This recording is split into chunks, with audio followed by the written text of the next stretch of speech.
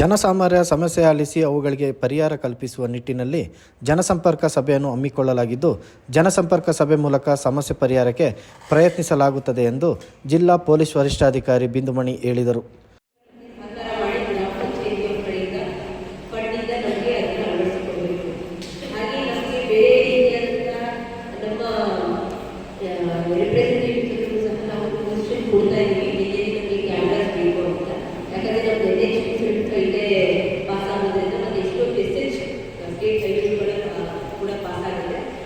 Important ಜಂಕ್ಷನ್ಸ್ಗಳಲ್ಲಿ ನಾವು number execution cameras APR ಕ್ಯಾಮ್ರಾಸ್ನ ರಿಕ್ವಿಸಿಷನ್ ಕೊಡ್ತಿದ್ದೀವಿ. ಅದು ನಮ್ಮ ಆಲೋಚನೆ ಇದೆ. 2-3 ಅಂಶಗಳನ್ನ ಎಲ್ಲರೂ ಮೆನ್ಷನ್ ಮಾಡಿ ನಾವು ಅದನ್ನು ಖಂಡಿತವಾಗೂ ಪರಿಗಣಿಸ್ತೀವಿ. ನಮಗೆ ಹೇಳಿ ನಾವು ಕ್ರಮಗಳನ್ನ ತಗೊಂಡಿದ್ದೀವಿ. ಆದರೆ ತಾವೇ ಪೊಲೀಸ್ ಆಗಿ ಮಾರಲ್ ಪೊಲೀಸಿಂಗ್ ಮಾಡಿ ಪೊಲೀಸ್ ಆಗುವಂತಹ ಒಂದು ಸಂದರ್ಭಗಳನ್ನು ಸಹ ನಾವು ನೋಡಿದ್ದೀವಿ. ಏನೇ ಇದು ನಮಗೆ ಹೇಳಬೇಕು, ನಾವು ಕ್ರಮಗಳನ್ನ ತಗೊಳ್ತೀವಿ. ಸೊ ಇಲ್ಲಿ ಅದಕ್ಕೋಸ್ಕರ ಅಂದರೆ ಪೊಲೀಸ್ ಅವ್ರನ್ನ ನಾವು ನೇಮಕ ಮಾಡಿ ಪೊಲೀಸ್ ಇಲಾಖೆ ಅಂತ ಮಾಡಿದ್ದೀವಿ. ಎಲ್ಲರೂ ಪೊಲೀಸ್ ಆಗಿ ಹೋಗಬಾರ್ದು, ಆಯ್ತಾ? ಅಂತಹ ಒಂದು ಘಟನೆಗಳು ಆದಲ್ಲಿ ಅವ್ರ ಮೇಲೆ ನಾವು ಕ್ರಮ ಆಲ್ರೆಡಿ ನಮ್ಮದು ಅದು ಮಾದರಪಟ್ಟಿಗೆ ಇಶ್ಯೂ ರಿಲೇಟೆಡ್ ಯಾವುದೇ ಒಂದು ಪ್ರೈಸ್ ಇದೆ. ಆಟೋ ಚಾಲಕರಾಗಿರ್ಬೋದು, ಜೀಪ್ ಚಾಲಕರಾಗಿರ್ಬೋದು, there is a price fare limits ಇದೆ. ಅದನ್ನು ಮೀರಿ ನೀವು ತಗೊಳ್ತೀರಿ ಅಂದರೆ ಅಮೌಂಟ್ ಎಕ್ಸ್ಟ್ರಾಕ್ಷನ್. ಪಟ್ಟಣದ ರೈತ ಸಹಕಾರ ಭವನದ ಸಭಾಂಗಣದಲ್ಲಿ ಪೊಲೀಸ್ ಇಲಾಖೆ ವತಿಯಿಂದ ಹಮ್ಮಿಕೊಂಡಿದ್ದ ಜನಸಂಪರ್ಕ ಸಭೆಯಲ್ಲಿ ಸಾರ್ವಜನಿಕರ ಅಹವಾಲುಗಳಿಗೆ ಉತ್ತರಿಸಿದರು. ಪುರಸಭೆ ಕೂಡ ಆಗಿದೆ ಮತ್ತು ಪುರಸಭೆಯ ವ್ಯಾಪ್ತಿಯ ಸುತ್ತಮುತ್ತಲೂ ಕೂಡ ಬಹಳ ದೊಡ್ಡ ಜನಸಂಖ್ಯೆ ಇರೋದ್ರಿಂದ ಒತ್ತಡ ಸಹಜವಾಗಿ ಪೊಲೀಸ್ ಇಲಾಖೆ ಮೇಲೆ ಇರ್ತದೆ.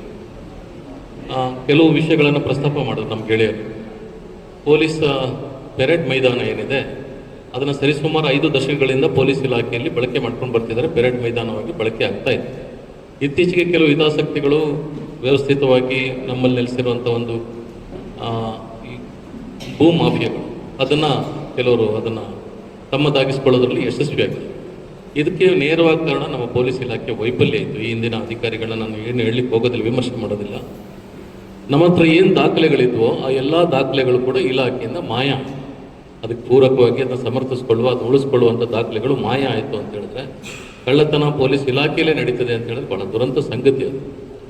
ಇಲ್ಲಿ ಆ ವಿಷಯದ ಬಗ್ಗೆ ಕೆಲವು ಅಧಿಕಾರಿಗಳು ಬಹಳ ಪ್ರಾಮಾಣಿಕ ಪ್ರಯತ್ನ ಮಾಡಿದ್ರು ಅದು ಉಳಿಸ್ಕೊಳ್ಳೋ ದಿಸೆಯಲ್ಲಿ. ಇಲಾಖೆಯಿಂದ ಅದನ್ನು ವಶಪಡಿಸ್ಕೊಂಡಿರೋದಕ್ಕೆ ದಾಖಲೆ. ಆ ದಾಖಲೆ ಬಹುಶಃ ಈ ಹಿಂದಿನ ಜಿಲ್ಲಾಧಿಕಾರಿಯಾದ ಚಂದ್ರೇಗೌಡರು ಇಂದೋರ್ನಿಂದ ತರಿಸ್ಕೊಂಡ್ರು. ನಮಗೆ ಭೋಪಾಲ್ನ ಇಂದೋರ್ನಿಂದ ಮೂಲ ದಾಖಲೆಗಳನ್ನ ತರಿಸಿ ನಮಗೆ ಒದಗಿಸ್ಕೊಟ್ಟಿದ್ರು. ಆ ದಾಖಲೆಗಳು ಕೂಡ ಮಾಯ. ಆ ವಶಪಡಿಸ್ಕೊಂಡ ನಂತರ ಅಲ್ಲಿಂದ ಯಾರು ಭೂ ಮಾಫಿಯಾವನ್ನು ತೆಗೆದುಕೊಂಡಂಥ ವ್ಯಕ್ತಿ ಯಾರಿದ್ದಾರೆ, ಆ ಜಾಗವನ್ನು ವಶಪಡಿಸ್ಕೊಂಡ ವ್ಯಕ್ತಿ ಪರಿಹಾರ ಕೊಟ್ಟಿಲ್ಲ ಅನ್ನುವ ನೆಲೆಗಟ್ಟಿನಲ್ಲಿ ಮತ್ತೆ ಕೋರ್ಟಿಗೆ ಹೋದ್ರು. ಪರಿಹಾರ ಕೊಟ್ಟಿರೋದ್ರನ್ನ ಬಗ್ಗೆ ದಾಖಲೆಗಳು ಇಲ್ಲದ ಹಿನ್ನೆಲೆಯಲ್ಲಿ ಅದು ಇವತ್ತು ನಮ್ಮ ಕೈ ತಪ್ಪು ಹೋಗುವಂಥ ಸನ್ನಿವೇಶ ಸೃಷ್ಟಿಯಾಗಿದೆ. ಸೊ ದಯವಿಟ್ಟು ಅದರ ಮುತುವರ್ಜಿ ತೆಗೆದುಕೊಳ್ಬೇಕು. ಆ ಜಾಗ ಇವತ್ತು 100 ಕೋಟಿ ಬೆಲೆ ಬಾಳುವಂಥ ಜಾಗ. ಅದು ಪೊಲೀಸ್ ಇಲಾಖೆ ಬಳಕೆ ಮಾಡ್ತಾ ಇದೆ. ಪಥ ಸಂಚಲನಕ್ಕೆ ಅಥವಾ ಇತ್ಯಾದಿ ಪೆರೇಡ್ಗಳಿಗೆ ಅದು ಬಳಕೆ ಆಗ್ತಿತ್ತು. ಅದನ್ನು ಉಳಿಸ್ಕೊಳ್ಳುವಂಥ ದಿಸೆಯಲ್ಲಿ ತಮ್ಮ ಅವಧಿಯಲ್ಲಿ ಅದನ್ನು ಪ್ರಾಮಾಣಿಕ ಪ್ರಯತ್ನ ಮಾಡಬೇಕು. ಆ ದಾಖಲೆಗಳನ್ನ ತರಿಸ್ಕೊಂಡು ಪರಾಮರ್ಶೆ ಮಾಡಬೇಕು ಅಂತೇಳಿ ನಾನು ಕೋರ್ಕೊಳ್ತೇನೆ. ನಿಮ್ಗೆ ಯಾವುದೂ ಕೊಡಗಿನಲ್ಲಿ ದೊಡ್ಡ ತಲೆನೋವು ಬರಲ್ಲ. ಮುಂದಿನ ದಿನಗಳಲ್ಲಿ ದೊಡ್ಡ ತಲೆನೋವು ಅಂದರೆ ವಲಸೆ ಕಾರ್ಮಿಕರು. ಬಹುಶಃ ಈಗಾಗಲೇ ಕೊಡಗಿನಲ್ಲಿ ವಲಸೆ ಕಾರ್ಮಿಕರು ಸಾವಿರಾರು ಮಂದಿ ಇದ್ದಾರೆ. ಹೇಳಿದ್ರೆ ಬಿಹಾರ ಅಂತಾರೆ, ಅಸ್ಸಾಂ ಅಂತಾರೆ, ಎಲ್ಲೋ ಒಂದು ಕಡೆ ಬಾಂಗ್ಲಾದಿಂದ ಬಂದಿದ್ದಾರೆ. ಅವ್ರು ಬಂದಿದ ತಕ್ಷಣ ಅವ್ರದ್ದಾದ ಏಜೆಂಟ್ಗಳು ಕೊಡಗಿನಲ್ಲಿ ಕಾರ್ಯನಿರ್ವಹಿಸ್ತಿದ್ದಾರೆ. ಗಂಭೀರವಾದ ಸಮಸ್ಯೆ ಮೇಡಮ್. ಅವ್ರದ್ದಾದ ಏಜೆಂಟ್ಗಳು ಕಾರ್ಯನಿರ್ವಹಿಸ್ತಿದ್ದಾರೆ. ಬಂದ 1 ವಾರದಲ್ಲಿ ಅವರಿಗೆ ಆಧಾರ್ ಕಾರ್ಡ್ ಆಗ್ತದೆ, ರೇಷನ್ ಕಾರ್ಡ್ ಆಗ್ತದೆ, ವೋಟಿಂಗ್ ಕಾರ್ಡ್ ಆಗ್ತದೆ. ಇವತ್ತು ಸೈಬರ್ ಪಾಯಿಂಟ್ಗಳು ಹಗಲು ರಾತ್ರಿ ಅವ್ರಿಗೋಸ್ಕರ ಹಣಕ್ಕಾಗಿ ಕೆಲಸ ಮಾಡ್ತಾ ಇದ್ದಾರೆ. ದಯವಿಟ್ಟು ನೀವು ಗಂಭೀರವಾಗಿ ಚಿಂತನೆ ಮಾಡಬೇಕು. ಈಗಾಗಲೇ ಅನೇಕ ಕ್ರೈಮ್ ಮಾಡಿ ತಲೆ ತಪ್ಪಿಸ್ಕೊಂಡಿದ್ದಾರೆ. ಅವ್ರ ಮುಖ ಎಲ್ಲ ಒಂದೇ ರೀತಿ ಇರುತ್ತೆ, ಯಾವತ್ತೂ ಗೊತ್ತೇ ಆಗ್ತದೆ. ಜನಪ್ರತಿನಿಧಿಗಳು, ವಿವಿಧ ಸಂಘ ಸಂಸ್ಥೆಗಳ ಪ್ರತಿನಿಧಿಗಳು ಹಾಗೂ ಸಾರ್ವಜನಿಕರು ಸೇರಿದಂತೆ ಸುಮಾರು 150ಕ್ಕೂ ಅಧಿಕ ಮಂದಿ ಜನಸಂಪರ್ಕ ಸಭೆಯಲ್ಲಿ ಪಾಲ್ಗೊಂಡು ತಮ್ಮ ತಮ್ಮ ಕುಂದುಕೊರತೆಗಳ ಬಗ್ಗೆ ಚರ್ಚಿಸಿದರು. ನಡೀತಾ ಇದೆ. ಒಂದು 16-18 ಸ್ಪಾಗಳಿವೆ. ಆ ಸ್ಪಾಯಿಂದ ಕುಶಾಲಕ್ಕೆ ತುಂಬ ಕೆಟ್ಟ ಹೆಸರು ಬರ್ತಾ ಇದೆ. ಯಾಕೆ ಅಂತ ಹೇಳಿದ್ರೆ ಹೊರಗಿನಿಂದ ಬರ್ತಾ ಇದ್ದಾರೆ ಜನ. ಏನಂತ ಹೇಳಿದ್ರೆ ಅದೇನೋ ಸ್ಪಾದಲ್ಲಿ ಏನೋ ನಡೀತಾ ಇದೆ, ಏನೋ ಆಗ್ತಿದೆ, ಅದರಿಂದ ಇಲ್ಲಿದಂಥ ನಮ್ಮ ಮಹಿಳೆಯರಿಗೂ ಸಹ ಅವಮಾನ ಆಗ್ತದೆ, ಒಂಥರ ಕೆಟ್ಟ ಹೆಸರು ಬಂದ ಅಂತ ನಡೀತಾ ಇದೆ. ಆ ಕೆಲಸ ಆಗಬಾರ್ದು. ಯಾಕೆಂದರೆ ಸ್ಪಾಗಳನ್ನ ಮುಚ್ಚಿದ್ರೆ ಆಲ್ರೆಡಿ ಪುನಃ ಓಪನ್ ಆಗುವಂಥ ಸಂದರ್ಭದಲ್ಲಿ ದಯವಿಟ್ಟು ಈ ಸ್ಪಾಗಳನ್ನ ನಿಲ್ಲಿಸಬೇಕು. ಯಾಕೆಂದರೆ ಸುಮಾರು ಸಂಘ ಸಂಸ್ಥೆಗಳು ಕೂಡ ಅವರನ್ನು ಬೆದರಿಸಿ ಹಣ ಮಾಡುವಂಥ ಕಾರ್ಯಪ್ರವೃತ್ತಿಗೆ ಹೋಗಿದ್ದಾರೆ. ಇದು ಆಲ್ರೆಡಿ ಮೊನ್ನೆ ಕೂಡ ಪೇಪರಲ್ಲೂ ಸಹ ಬಂದಿದೆ. ಆಗ್ತಾ ಇದ್ದಾರೆ. ಈ ಕಲ್ಲುಗಳನ್ನ ಆಗ್ತಾ ಇರೋದೇನೆಂದರೆ ಅಲ್ಲಿಂದ ಫ್ಲಡ್ ಡೈವರ್ಟ್ ಆಗಿ ಈ ಕಡೆ ಡೈವರ್ಟ್ ಆಗ್ತಾ ಇದೆ. ಸೊ ದಯವಿಟ್ಟು ಇದು ನನ್ನ 2ನೇ ಕಂಪ್ಲೇಂಟು. ಇದನ್ನು ನಾನು ಪೊಲೀಸ್ ಇಲಾಖೆಗೂ ಕೊಟ್ಟಿದ್ದೇನೆ. ಅವರು ಇದು ನಮಗೆ ಬರಲ್ಲ, ಪಿ ಡಿ ಒ ಕೇಳಿ ಅಂತ ಹೇಳಿದ್ರು. ಪಿ ಡಿ ಒ ಕೇಳಿದ್ರೆ ಪಿ ಡಿ ಒನು ಅದಕ್ಕೆ ರೆಸ್ಪಾನ್ಸ್ ಮಾಡಲಿಲ್ಲ. ದಯವಿಟ್ಟು ಇದು ನನ್ನೊಬ್ಬರ ಸಮಸ್ಯೆ ಅಲ್ಲ, ಸಾರ್ವಜನಿಕರ ಸಮಸ್ಯೆ. ಇದನ್ನು ಬಗೆಹರಿಸಬೇಕು. ಆಗಿದ್ರೆ ನೀವು ಕೂಡ ಅವರಿಗೆ ಮಾನಸಿಕವಾಗಿ ಹಿಂಸೆ ಕೊಡ್ತಾ ಇದ್ದೀರಿ ಅಂತೇಳಿ ಇವತ್ತೇನ ಜಾಗ ವಿಚಾರದಲ್ಲಿ ಕಂಪ್ಲೇಂಟ್ ಆಗಿದೆ, ಅದಕ್ಕೂ ನ್ಯಾಯಾಲಯದಲ್ಲಿದೆ. ಆ ತೀರ್ಮಾನ ಆಗೋರಿಗೆ ನೀವು ಗಲಾಟೆ ಮಾಡ್ಕೋಬೇಡಿ ಅಂತ ನಾನು ಸಮಾಧಾನ ಪಡಿಸಿದೆ. ದೊಡ್ಡ ತಪ್ಪಾಗಿ ವಿಚಾರಕ್ಕೆ ನನ್ನೂ ಕೂಡ ಅದೇನಿದೆ ಸ್ಟೇಟ್ಮೆಂಟ್ಗೆ ಸೇರಿಸ್ಕೊಂಡಿದ್ದಾರೆ. ಇದ್ರ ಜೊತೆಗೆ ನೋಡಿ, ಸೋಮವಾರಪೇಟೆಯಲ್ಲೂ ಕೂಡ ನಾವು ಈಗ ನಾನು ಜಿಲ್ಲಾಧ್ಯಕ್ಷನಾಗಿ ಕೆಲಸ ಮಾಡ್ತಾ ಇದ್ದು, ಸೋಮವಾರಪೇಟೆ ಭಾಗದಲ್ಲೂ ಕೂಡ ಒಂದು ನಮ್ಮ ಆದಿವಾಸಿ ಪರವಾಗಿ ಒಂದು ಕೆಲಸ ಮಾಡ್ಕೊಂಡಿದ್ದು ಸಾಹೇಬರು ಇಲ್ಲೇ ಇದ್ದಾರೆ. ಬೇರೆಯವರು ಜನರಲ್ಲೂ ನಮ್ಮ ಜೈನ್ ಕುರುಬ ಜನಾಂಗದ್ದು ಬೇಲಿಯನ್ನು ತೆರವು ಮಾಡಿಬಿಟ್ಟಿದ್ರು. ಬೇಲಿ ಮತ್ತು ಅವರ ತಾಯಿ ತಂದೆದು ಮಸಾಣ ಏನಿದೆ JCB ಯಂತ್ರ ತಗೊಂಡೋಗಿ ಡೊಮಿನೇಷನ್ ಮಾಡಿಸ್ಬಿಟ್ಟಿದ್ರು. ಆವಾಗಲೂ ಕೂಡ ಅವ್ರು ಕಂಪ್ಲೇಂಟ್ ಕೊಡ್ಲಿಕ್ಕೆ ಹೋದಾಗ ಇವರು ತಗೊಳ್ಳೋದೇ ನಿರ್ಲಕ್ಷ್ಯ ಕೂಡ ಮಾಡಿದ್ದಾರೆ. ಅವರ ಏರಿಯಾ ಏನು ಬರುತ್ತೆ ಆ ಏರಿಯಾ ಎಲ್ಲ ಏರಿಯಾಗೂ ಹೋಗ್ಬೇಕು.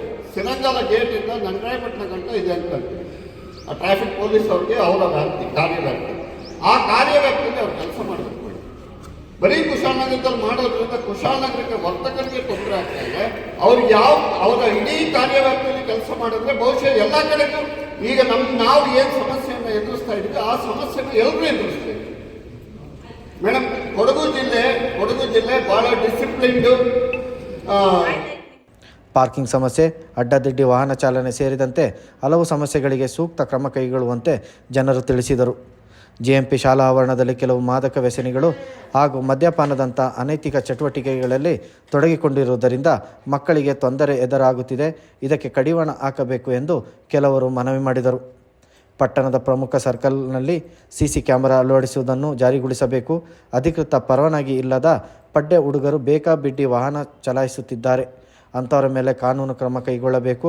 ಪಟ್ಟಣದ ಪ್ರಮುಖ ಬೀದಿಗಳಲ್ಲಿ ವಾಹನಗಳನ್ನು ಅಡ್ಡದಿಡ್ಡಿಯಾಗಿ ನಿಲ್ಲಿಸುವುದರಿಂದ ಶಾಲಾ ವಿದ್ಯಾರ್ಥಿಗಳಿಗೆ, ಸಾರ್ವಜನಿಕರಿಗೆ ವ್ಯತ್ಯಯ ಉಂಟಾಗುತ್ತಿದೆ. ಈ ಬಗ್ಗೆ ಕ್ರಮ ಕೈಗೊಳ್ಳಬೇಕೆಂದು ವಿವಿಧ ಸಂಘಟನೆ ಪ್ರಮುಖರು ತಿಳಿಸಿದರು.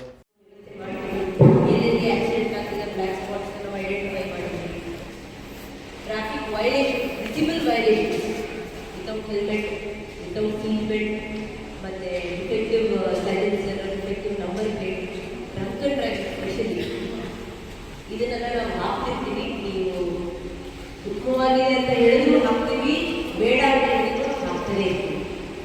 ಸೊ ಇದನ್ನ ಅಲ್ಲಿ ಮಾಡಿ ಅಥವಾ ರ್ಯಾಂಡಮ್ ಆಗಿ ನಾವು ಎಲ್ಲಿ ಸಮಸ್ಯೆ ಇದೆ ಅಲ್ಲಿ ನಾವು ಪಾಯಿಂಟ್ಗಳನ್ನು ಫಿಕ್ಸ್ ಮಾಡ್ಕೊಂಡಿರ್ತೀವಿ, ಅದನ್ನು ಹಾಕ್ತೀವಿ. ಒಬ್ರಿಗೂ ಇಬ್ರಿಗೂ ಅದು ಸಮಸ್ಯೆ ಆಗ್ಬೋದು. ಅದು in general public in large prevent ಮಾಡಿದ್ದೀವಿ. ಏನು ರೀತಿಯಾದಂಥ ಆಕ್ಸಿಡೆಂಟ್ ಆಗಬಾರ್ದು. ಸೊ ಟ್ರಾಫಿಕ್ ರಿಲೇಟೆಡ್ ನಾವು ನೋಟ್ ಮಾಡ್ಕೊಂಡಿದ್ದೀವಿ. ಹಾಗೆ ಕ್ಯಾಮ್ರಾಸ್ ಬಗ್ಗೆ ಮಾತಾಡಿದ್ದಾರೆ.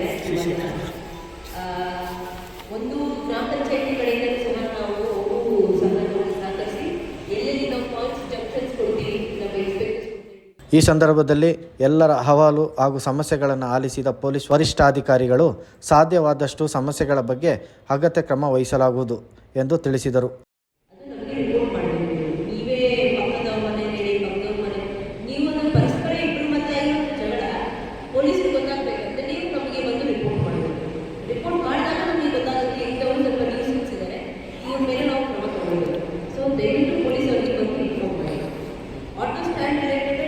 ಪಂಚಾಯತಿಯವರು ಮತ್ತು ಪಟ್ಟಣ ಪಂಚಾಯತಿಯವ್ರ ಜೊತೆ ಮಾತಾಡ್ತೀವಿ. DC ಸರ್ ಗಮನಕ್ಕೆ ತಂದಿವಿ ಇಂಥ ಸಮಸ್ಯೆ ಇದೆ ಅಂತ. ಇದು ಬರೀ ಪೊಲೀಸ್ ಇಲಾಖೆ ಕಡೆಯಿಂದ ಮಾತ್ರ ಆಗೋದಿಲ್ಲ, ಇದರಲ್ಲಿ ಹಲವಾರು ಇಲಾಖೆಗಳು ಕೈಗೊಳಿಸಿ ಆಗುವಂತಹ. ಪೊಲೀಸ್ ಇಲಾಖೆ ಒಂದೇ ಜನರ ಎಲ್ಲ ಸಮಸ್ಯೆಗಳನ್ನು ಪರಿಹರಿಸಲು ಸಾಧ್ಯವಿಲ್ಲ, ಸಂಬಂಧಪಟ್ಟವರ ಗಮನಕ್ಕೆ ತರಲಾಗುವುದು ಎಂದರು. ಇಲಾಖೆಗೆ ಸಂಬಂಧಿಸಿದ ಸಮಸ್ಯೆಗಳ ಪರಿಹಾರಕ್ಕೆ ಪ್ರಾಮಾಣಿಕವಾಗಿ ಆದ್ಯತೆ ನೀಡಲಾಗುತ್ತದೆ ಎಂದು ಬಿಂದುಮಣಿ ಹೇಳಿದರು. DSP ಚಂದ್ರಶೇಖರ್ ಪ್ರಾಸ್ತಾವಿಕವಾಗಿ ಮಾತನಾಡಿ ಮಾದಕ ವ್ಯಸನದ ದುಷ್ಪರಿಣಾಮಗಳ ಬಗ್ಗೆ ಮತ್ತು ವಾಹನ ಸವಾರರು ಪಾಲಿಸಬೇಕಾದ ನಿಯಮಗಳ ಬಗ್ಗೆ ಮಾಹಿತಿ ನೀಡಿದರು. ಅಪರಾಧಕ್ಕೆ ಸಾಮಾನ್ಯ ಜನರು ಯಾವ ರೀತಿ ವಿಕ್ಟಿಮ್ ಆಗ್ತಾ ಇದ್ದಾರೆ ಅನ್ನೋ ಬಗ್ಗೆ ಕೂಲಂಕುಷವಾಗಿ ತಿಳಿಸಿದ್ದಾರೆ. ಮೇಜರ್ ಆಗಿ ಸೈಬರ್ ಕ್ರೈಮ್ ಬಗ್ಗೆ ಮತ್ತು ಡ್ರಗ್ಸ್ ಬಗ್ಗೆ ಡ್ರಗ್ಸ್ ಅವೇರ್ನೆಸ್ ಬಗ್ಗೆ, ಅದರಿಂದ ಸರ್ಕಾರ ಯಾವ್ಯಾವ ರೀತಿಯ ಯೋಜನೆಗಳನ್ನು ನಿರೂಪಣೆ ಮಾಡಿದೆ. ಅಂದರೆ ಎಲ್ಲರಿಗೂ ನಾವು ಕಾನೂನು ಕ್ರಮ ತಗೊಂಡು ಅವರಿಗೆ ಶಿಕ್ಷೆ ಕೊಡೋದು ಅದೊಂದೇ ನಮ್ಮ ಕೆಲಸ ಅಲ್ಲ.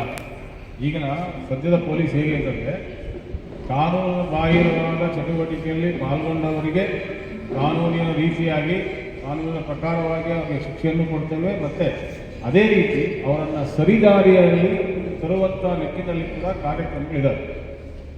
ಈಗ ಎಕ್ಸಾಂಪಲ್ ನಾವು ಸೈಬರ್ ಕ್ರೈಮ್ಸ್ ಅಫೆನ್ಸು, ಎಲ್ಲರೂ ಮೊಬೈಲ್ ಉಪಯೋಗಿಸ್ತಾರೆ, ಎಲ್ಲರೂ ಮೊಬೈಲಲ್ಲೇ UPI ನಂಬರ್ಸ್ ಇದೆ, UPI ಅಕೌಂಟ್ಸ್ ಇದೆ, ಯೂಸ್ ಮಾಡಿ. ಅದಕ್ಕೆ ತಕ್ಕಂತೆ ನಿಮಗೆ ಅದರಿಂದ ಹಣವನ್ನು ಕಳೆದುಕೊಂಡಾಗ ಅದರ ಬಗ್ಗೆ ಪ್ರಕರಣ ದಾಖಲಾಗೋದು, ಯಾರು ನಿಮಗೆ ಮೋಸ ಮಾಡಿದ್ರು ಸೈಬರ್ ಮುಖಾಂತರ ಅವ್ರ ಬಗ್ಗೆ ಕ್ರಮ ತೆಗೆದುಕೊಳ್ಳೋದು ಇದ್ದೇ ಇದೆ. ಅದರ ಜೊತೆಯಲ್ಲಿ ನೀವು ಕಳೆದುಕೊಂಡಂಥ ಹಣವನ್ನು ನಿಮಗೆ ಹಿಂದಿರುಗಿಸುವ ನಿಟ್ಟಿನಲ್ಲಿ ಮತ್ತು ನಿಮ್ಮಿಂದ ಅಚಾನಕ್ಕಾಗಿ ಟ್ರಾನ್ಸ್ಫರ್ ಆಗಿರ್ತಕ್ಕಂಥ ಹಣವನ್ನು ಸೇಫಾಗಿ ಅದೇ ಅಕೌಂಟಲ್ಲಿ ಉಳಿಸೋ ರೀತಿಯಲ್ಲಿ ಕೂಡ ಸರ್ಕಾರ ಅನೇಕವಾದಂಥ ಒಂದು ಕಾರ್ಯಕ್ರಮಗಳನ್ನು ಅಂದ್ಕೊಂಡಿದೆ. ಆ ಕಾರ್ಯಕ್ರಮಗಳ ಬಗ್ಗೆ ನಮ್ಮ ದಿನೇಶ್ ಅವರು ಹೇಳಿದ್ದಾರೆ. ಅದೇ ರೀತಿ ಈ ಡ್ರಗ್ಸ್ ಈ ಸಂದರ್ಭ ಕುಶಾನಗರ ವೃತ್ತ ನಿರೀಕ್ಷಕರಾದ ಪ್ರದೀಪ್ ಕುಮಾರ್, ದಿನೇಶ್ ಕುಮಾರ್, ಶನಿವಸಂತೆ ವೃತ್ತ ನಿರೀಕ್ಷಕರಾದ ಕೃಷ್ಣರಾಜು, ಸೋಮರ್ಪೇಟೆ ವೃತ್ತ ನಿರೀಕ್ಷಕ ಮುದ್ದು ಮಾದೇವ ಸೇರಿದಂತೆ ವಿವಿಧ ಠಾಣೆಯ ಠಾಣಾಧಿಕಾರಿಗಳು ಹಾಗೂ ಸಿಬ್ಬಂದಿಗಳು ಹಾಜರಿದ್ದರು.